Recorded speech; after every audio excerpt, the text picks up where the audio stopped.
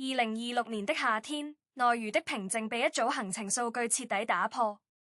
有網友通過細緻的比對發現，演運將凌克與田曦薇在近3個月內的公開行程，重合率高得令人咋舌。從橫店片場的轉場時間，到品牌活動的落地航班，甚至包括一些頗為私人化的生活軌跡，幾乎像是被同一像看不厭的時間表支配着。隨着這份行程單在社交平台上傳開，共用一位生活助理的說法不脛而走，迅速點燃了輿論場。畢竟，在高度工業化、分工明確的內娛經紀體系中，兩位當紅藝人共享核心幕後團聚成運，實屬罕見。若說是巧合，未免過於密集；若說是營業，這手不又似乎太重。事情的關鍵轉折點發生在所謂的深夜散步堂事件上。6月中旬，田曦薇率先發布了一段在杭州夜跑的視頻，畫面裡她輕聲哼唱着《夏天的風》，氛圍感拉滿。一周後，張凌克也在社交平台上傳了一段在南京街頭散步的影像，而配樂算用的卻是《風帶走了我的思念》。兩段視頻，兩種風，卻在 CP 粉的眼中成了隔空傳情的鐵證。更耐人尋味的是，張凌克在發布後不久便迅速刪除了原貼，重新替換了背景音樂。這一欲及眉張的舉動，瞬間將張凌克田曦薇深夜散步堂的話題炸上了熱搜榜首。苦多人開始復盤兩人過去的互動，從5月間隔僅21分鐘發布的紐約與新加坡旅行 Vlog， 到鏡頭中同時出現的 Stop 路牌，再到背景音樂裡同時出現的 Taste 一詞，這些曾經被忽略的細節如同被串聯起來的珍珠，仿佛在暗示着一條隱秘的情感暗線。輿論場由此分裂為兩極，一邊是 CP 粉的狂歡，他們將張凌克在面對田曦薇時的收斂與溫順解讀為專捉小狗數的限定反差萌，甚至將比出的 V 字手勢引申為呼應女方小明微微的暗號。另一邊則是唯粉如路人的質疑，他們認為所謂共用助理準屬無稽之談，強調兩人身處異地，杭州與南京的時間差，指出那些看似甜蜜的糖點不過是劇宣期工業化的人工糖精，是一場為了擁持、逐欲、長尾熱度而精心策劃的捆綁銷售。究竟是真情流露船是工業糖精？這個問題的答案，或許就藏在那條被刪除又重新發布的背景音樂裡，也藏在那個據說能被張凌克一個巴掌就能握住的22厘米細腰的線下互動裡。隨着爭議愈演愈烈，我們不禁要問，在這場90%行程重合的迷霧中，到底有沒有真相？或者我們看到的，只是他們想讓我們看到的？讓我們先把時間線拉回到爭議的原點。《逐欲》的拍攝與宣傳期，作為一部備受矚目的古裝劇，劇方在宣傳上的投入本就不遺餘力。衝片場流出的花絮中，張凌克和田曦薇的互動極具張力。例如那場出圈的陳皮糖吻，張凌克即輕湊糖紙的動作，田曦薇低頭餵食的自然感，被鏡頭精準捕捉，迅速在短視頻平台病毒式傳播。這種介於演技與本能之間的曖昧，為後來的真人 CP 發酵埋下了第一顆種子。隨後的追劇團活動中，兩人的身高差與體型差帶嚟了強烈的視覺衝擊。當田曦薇雙手環過張凌克的腰，現場觀眾爆發的尖叫幾乎要將屋頂掀翻。那一刻，劇中的樊長玉與謝晶仿佛打破了次元壁。如果說片場互動只是作為演運的本分，那麼劇集收官後的種種操作，則明顯超出了常規宣傳的範疇。5月下旬，兩人幾乎同步發布旅行 Vlog， 一個在紐約時裝周，一個在新加坡度假。雖然地理上相隔萬里，畫面中卻充斥着同款手勢、同款構圖，甚至連深夜點的餐都是張凌克曾提過的麻婆豆腐。這種不是同框，聲似同框的營銷手法，被業內人士看作是劇方與品牌方聯動的頂級操作，利用《逐欲》在 Netflix 全球週榜位列前10的熱度，將角色的情感價值最大化地變現為演運的商業價值。然而，這種過於精密的巧合堆砌，也讓一部分觀眾產生了審美疲勞，甚至逆反心理。有網友直言，這種恨不得把我們在曖昧寫在臉上的工業流程，反而破壞了劇集本身營造的美感。爭議在6月中旬的散步視頻事件中達到了頂峰。田曦薇的《夏天的風》和張凌克的《風帶走了我的思念》，兩首以風為媒介的 BGM 接力，如果放在文藝片裡是給智的浪漫，放在現實的粉圈博弈中，則成了雙方團聚互相試探的修羅場。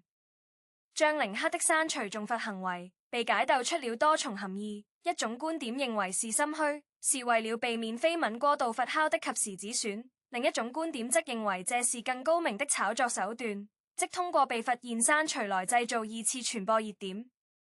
無論初衷為何，結果都是話題度呈幾何級數增長，兩人的名字在熱搜榜上高掛不下。對此，雙方經紀團隊始終保持着一種微妙的沉默，既不承認所謂的共用助理和戀情傳聞，也沒有義正辭嚴地發律師函闢謠，更以關係不錯的好同事這種官方說辭搪塞媒體。這種模糊態度在某種程度上反而縱容了猜測的滋長。緊接着，戲劇性的一幕再次上演。當狗仔劉大誰在直播中暗示張凌克與另一女星黃楚妍有可能時，評論勾瞬間被田曦薇3個字刷屏。觀眾的反應給具諷刺意味，他們寧願相信自己從路透和花絮中解讀出的眼神糖，也不願相信職業狗仔含糊其辭的所謂爆料。這說明，在大眾心中，張凌克與田曦薇的組合已經形成了某種認知慣性。更有趣的是，後續張凌克發布的一張站在 Starboy 路牌下的照片，被網友腦洞大開地解讀為隔空喊話正在如黃安宇錄製綜藝的田曦薇，讓這場本就撲朔迷離的連續劇又增加了一抹紅勁的色彩。雖然這種解讀大概率是粉絲的過度聯想，但它精準地擊中了大眾對於 B 美學和修羅場的獵奇心理。事實上，如果將這一系列事件放在內娛劇宣奇 CP 的宏觀框架下審視，一切都變得有跡可循。在當下這個內容過剩的時代，劇集本身的質量往往很難在短時間內抓住所有人的注意力，而真人 CP 則是吸引路人盤最快捷的流量密碼。通過製造模棱兩可的曖昧氛圍，劇方可以低成本地獲得巨大的社交媒體曝光。張凌克和田曦薇的團聚顯然深諳此道，他們通過行程上的高度配合，雖然官方從未承認，製造出一種公費戀愛的假象，精準滿足了觀眾對於金童玉女的想象。尤其是在續育已經收官的情況下，這種持續的售後服務，本質上是演員對角色功力的進一步收割。雙方的工作人或哪怕真的在行程上有交集，也更可能是出於商務統籌或共同宣傳的需要，而非所謂的共用私人助理。畢竟以兩人現在的價位，共用助理在實操層面上既不方便也不專業，容易造成工作重心的混亂。然而，這場輿論盛宴中並非沒有清醒的聲音。理性的路人指出，大家合到的所謂糖，90%都來自於活動鏡頭前或精心剪輯的花絮，這些本就是工作的一部分。張凌克在田曦薇面前顯得溫順，可能是性格使然，也可能只是為了配合劇宣人設。至於那些隔空傳情的 BGM 和文案，在如今的短視頻時代，撞創意、撞靈感本就是常有的事，即便不是巧合，也更可能是團聚借堅了網絡流行的營銷模板。用這些工業流水線上生產出來的物料去印證現實感情，無異於緣木求魚。更何況，藝人作為公眾人物，其發佈的內容大多經過團隊審核，每一個看似隨性的舉動背後，往往都有一整套傳播邏輯在支撐。在這場喧囂的鬧劇中，船有一個被忽視的角落，那就是作品本身。當粉絲們為了一段 BGM 的刪改吵得不可開交，為了一張路牌的構圖爭風吃醋時，很少有人再去關注演員在續育中那些真正的演技高光時刻。張凌克對於角色複雜內心戲的把握，田曦薇對於大女主成長線的詮釋，這些本該是演員立身之本的業務能力，反而被八卦的洪流淹沒了。這其實是一種悲哀。當演運的私生活被無限放大，其職業屬性便被嚴重削弱。他們不再是塑造角色的創作者，而成了供人消遣和解讀的符號。那些真正通過作品建立起來的情感連接，反而被這種廉價的速食堂所取代。船有一個不可忽視的現象是，在這場全民解碼遊揮中，女藝人往往承受着更多的審視與惡意。無論是田曦薇的行程被逐日分析，船是她與異性友人的正常互動被解構為讓將領克吃醋的工具人，都顯示出一種將女性視為男性附屬或劇情道具的形式。這種敘事不僅陳舊，而且有害。田曦薇作為一名獨立且有上升勢頭的演員，她的個人生活不應總是作為男方情感的主角出現。同樣，將領克的價值也不應僅僅體現在他是否能成為一個合格的CP男友上。兩人都是獨立的個體，有着各自的事業規劃。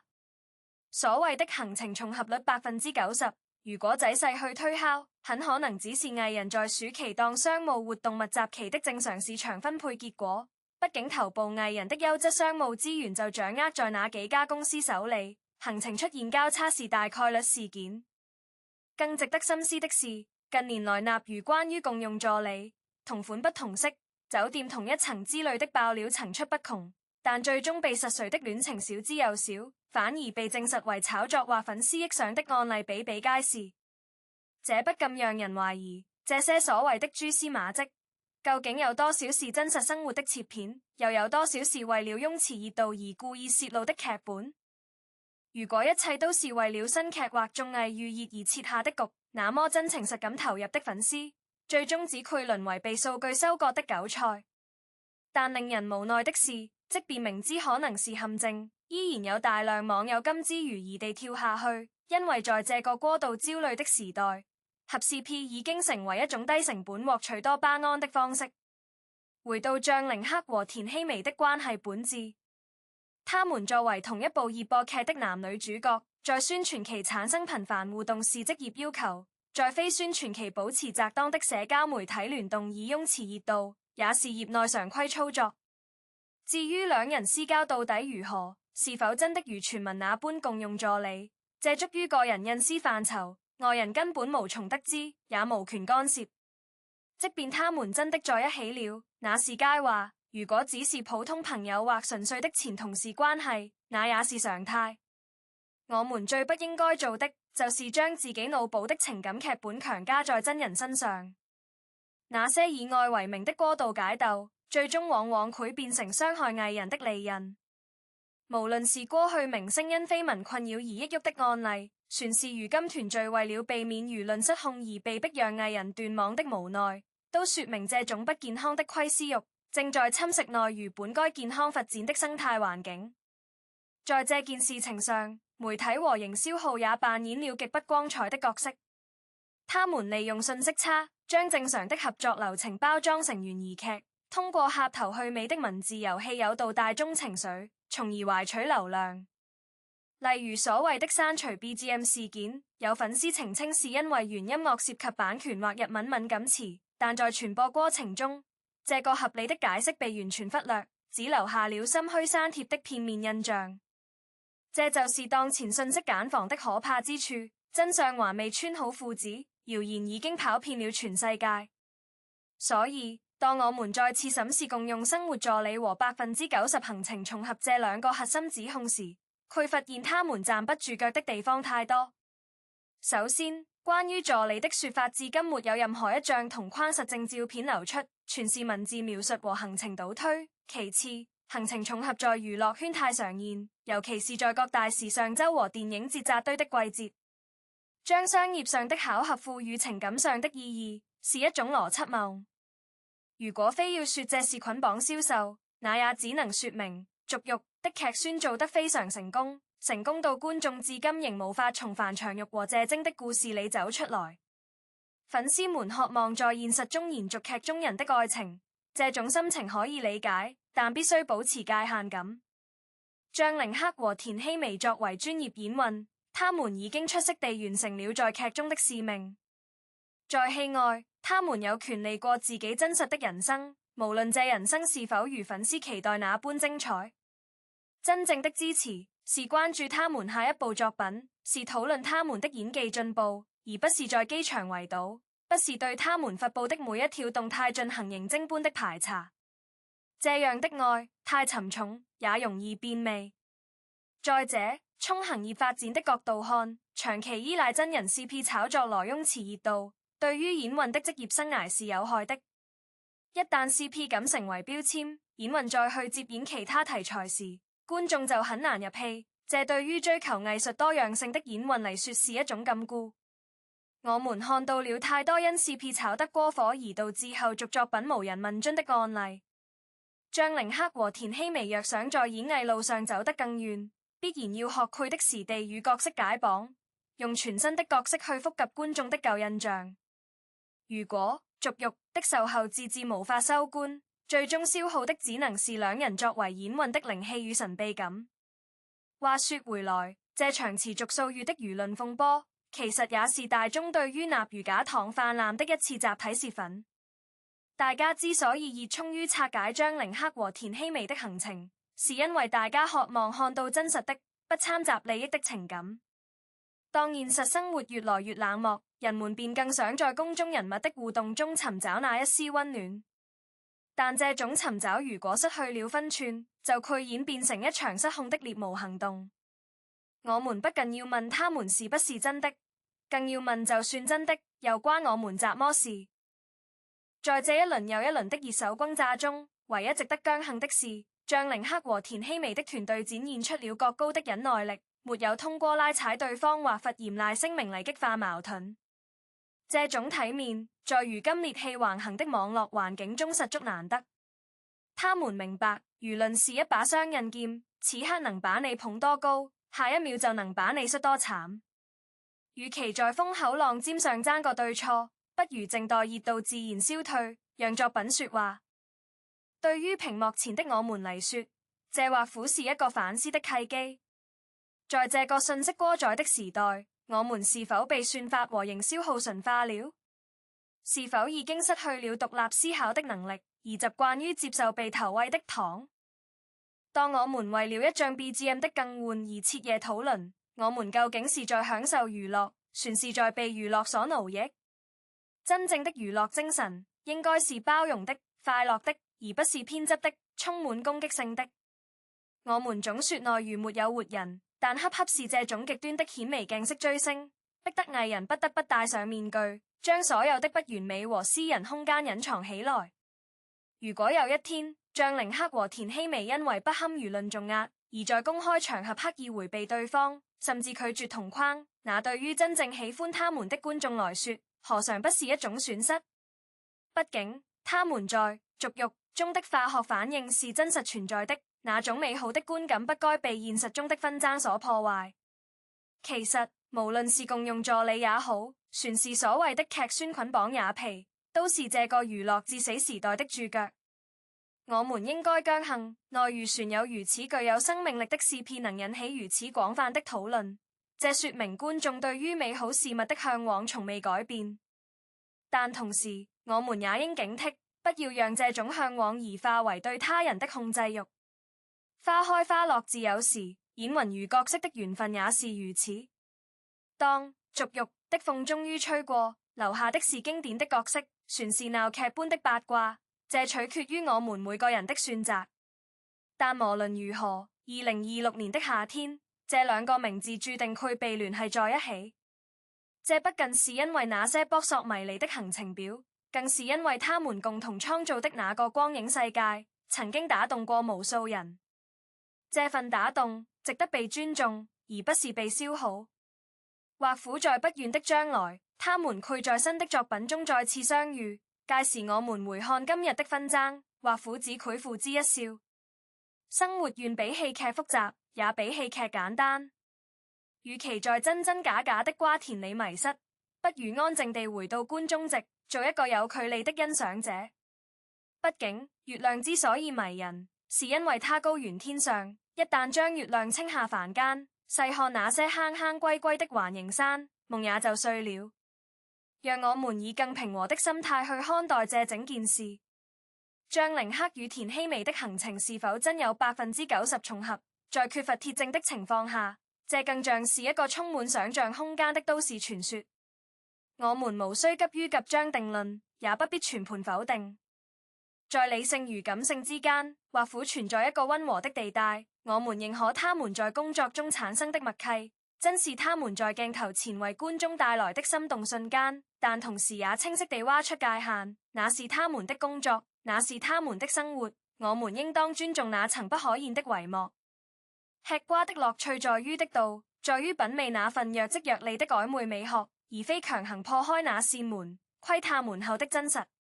希望這場風波過後，留給我們的不是一地雞毛的網絡口水戰，而是對於如何健康、文明地關注公眾人物的一次深刻自省。